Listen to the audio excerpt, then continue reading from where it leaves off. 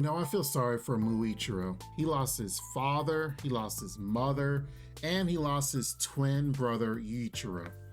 Like, for anyone to lose that much, it's so sad. But the fact of the matter is, it shouldn't be anything new to us, because almost everyone that is a demon slayer or in this demon slayer world loses their family in some way, in some form. It doesn't surprise me that he received amnesia after this, because him losing his brother on top of the demon that attacked them, and how he was able to pop off and kill the demon even when he didn't have anything but really wood and stuff to chop wood. It's just like, wow. And he wasn't even formally trained or anything, but apparently he's able to tap into the power that his family line actually holds from being a descendant of someone so strong. So it's crazy. It's crazy. I feel for him. But one thing I do want to talk about first, before we go into how awesome he was when he popped off, the fact that he lost his twin brother.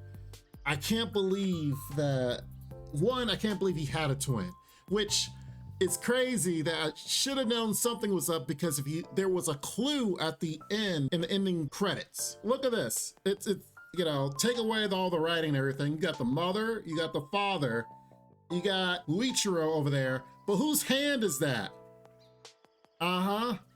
Which shows that, hey, there's a fourth member of the family.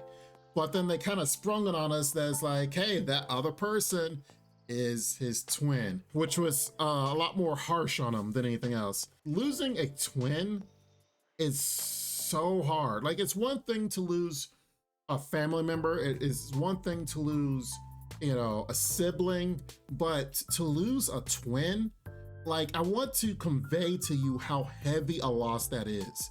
It is, losing a twin is like losing a part of yourself, because they are your twin. And yes, you may be like, oh, they're just another sibling, but they're not just another sibling. They are like bonded from birth. Like, twins have this uncanny relationship that you just cannot explain, that only they can feel and they can convey amongst themselves. So to lose your twin, it doesn't surprise me that he all of a sudden just got amnesia after the encounter in the battle, and then it took this long for him to actually start to remember things. Boy, when he started remembering things, he was remembering what his brother was saying on his deathbed, which I do want to get into here, because at first it did confuse me, but then after rewatching it a couple of times, it finally dawned on me. So Yuichiro dies and tries to pray for his brother, and in the end we hear that he's revealing that his actual name, Muichiro, means infinite. At least the mu part of it does. Now, at the end of the episode, when Muichiro's popping off, we get he starts talking about, like, saying how, I'm sorry, Muichiro, blah, blah, blah, and that whole speech. For a second there, I thought they were trying to do a twin swap type deal and try to reveal, oh snap, the Hashira that we know is not Muichiro, it's Yuichiro. That Muichiro was the one that died, you know, and it's like, now the fact that it was the harsh brother that actually lived, while the kind-hearted brother was the one that died. And it took me a moment, and I watched it multiple times, and then it's like, oh, that's not what it's saying. Essentially, he's continuing the speech that Yuichiro gave on the deathbed. Like, he started talking about it, and then when he said Muichiro means infinite, then we get the fight scene, and then at the end, he continues what he was saying, what his brother was saying on the deathbed. Was saying his brother was confessing that I was being harsh on you to kind of protect you, and I'm sorry for that, but Muichiro means infinite, and thus you have infinite strength. And that's when the episode ended. And I was like, oh, okay. Because I almost fell for it. I thought that we're going to try to do this twin swap type deal, but that isn't the case. And let me know what you guys think about that, because I had to watch it several times and realize it's like, oh, okay. All right, that wasn't the case. But let's now get into how Muichiro popped off like crazy. Now, in a blink if you missed it moment, when Yuichiro's coming to fight the demon, his first sword, or the sword that he was using, broke in the middle of the octopus thing attacking the whole house, shed, building, whatever you want to call it.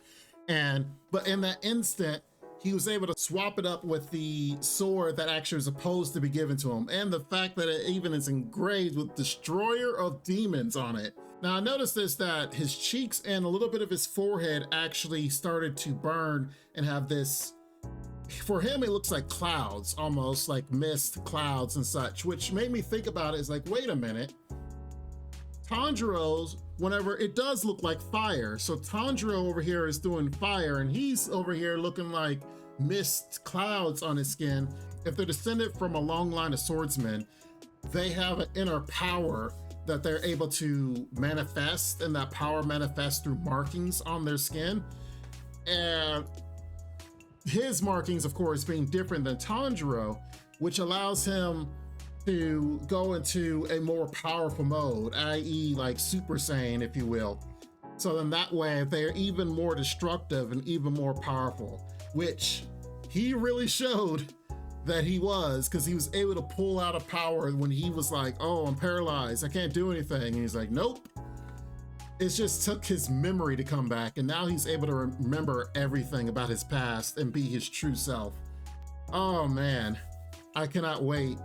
And it's actually going to be pretty funny in the future. Like, what if, you know, after this is all over and he remembers everything, he's not as stoic as he was before, that he's actually kind and personable, that everyone is going to look at him like, who's this guy?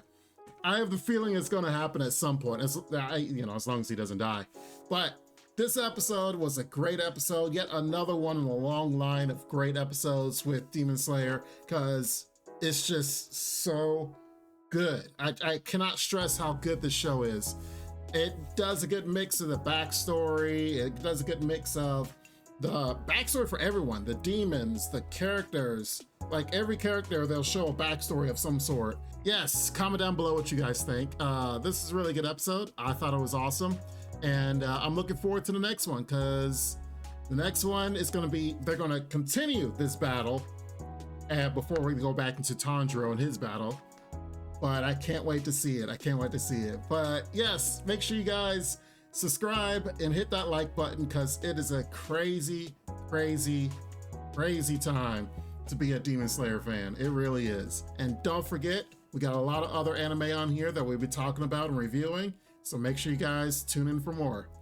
I'll see you next time. Bye-bye for now. Make sure to check out the extra content on our Patreon page. And thanks to our current patrons. This ain't what you want, bitch, I'm a fucking phenomenon.